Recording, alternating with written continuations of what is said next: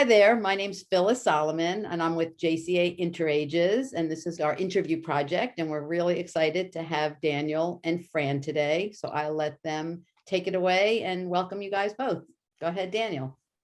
Let's open with the question, did you have any similar advocacy experiences before taking on the position of president of the Women's Democratic Club? Many. My first organized advocacy work was in the early 90s, just before and after Bill Clinton was elected president. And I was working I had a national youth service program as a client, and they wanted to weigh in on the evolving national service legislation to make sure that they were eligible for grants. And so I went to the White House and I went to the Hill, and it just was a lot. And we had a wonderful, wonderful time shaping the AmeriCorps legislation.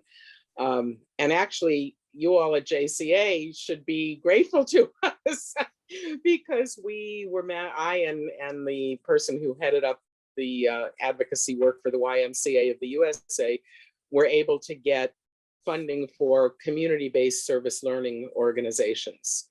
So I'm assuming that Interages was one of those way back when.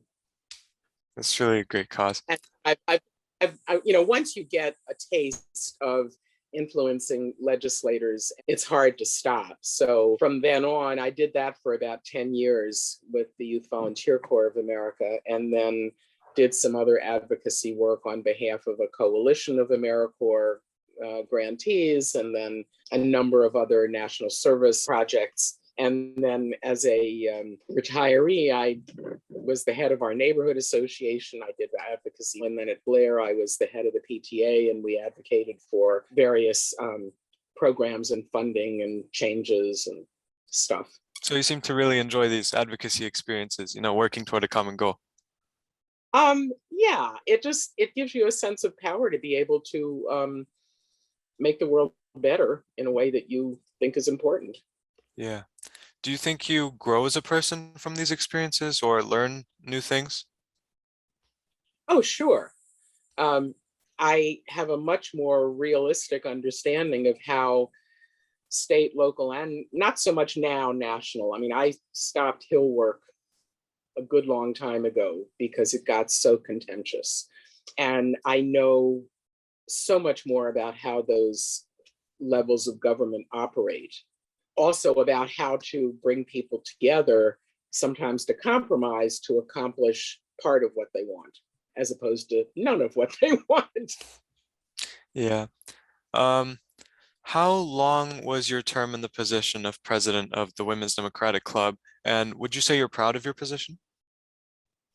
Oh, very proud. It's a 2-year term, but before that, I was on the board for several years. I was the head of the advocacy committee, and in that role was on the board.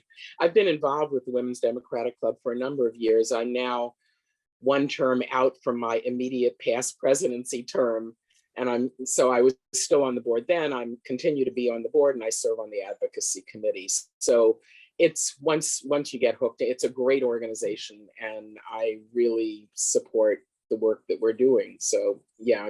How did taking on the position of president of the Women's Democratic Club change you as a person, or how did it just affect your daily life? It was a full-time volunteer job. It was probably 6-7 hours a day. So it affected the structure of my life in that way. But how it affected my life altogether was I made wonderful, wonderful friends in WDC. I learned a lot about parts of the county that I didn't know about.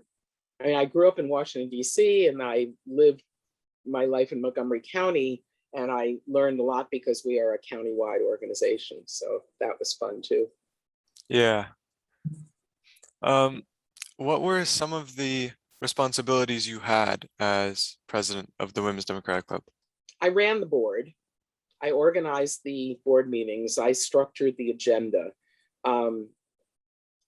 I moderated the luncheons and the community education panel discussions that we had. We did a lot. We really beefed up our communications, in part because communications in general have gotten much more sophisticated and personal. And so one of the big time bites and one of the things that I'm proudest of is that we improved our electronic, our web presence and our member communications. So would you say that spending, your 6-7 hours volunteer work, would you say that sometimes it's draining, or do you like having the position of I say president? both. It was draining and I loved it. So you didn't mind that it was draining, you just really liked your job. No, I think you can mind that it's draining and still like your job. So do you think that if these issues weren't resolved, the issues that you resolved in your term, do you think that they would get worse later on for the club? It depends. Right now, the IRS is so completely understaffed. I don't think they would have gone after us at all because we were too small. But I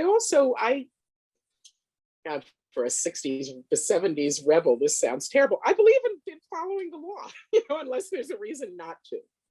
So I think we did the right thing. And if the Democrats stay in office forever at the federal level, I think we'll be fine.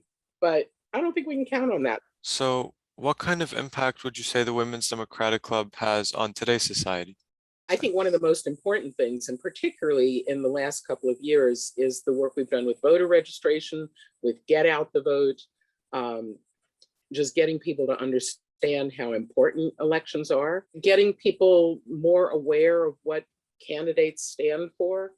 All right, well, it was really great having an opportunity to learn about your former position and your life as president of the Women's Democratic Club. Thank you for taking the time to talk to me about this. Well, you're very welcome. At some point, I'd like to turn tables and interview you. I'm a pretty good interviewer, and you look like a pretty good subject.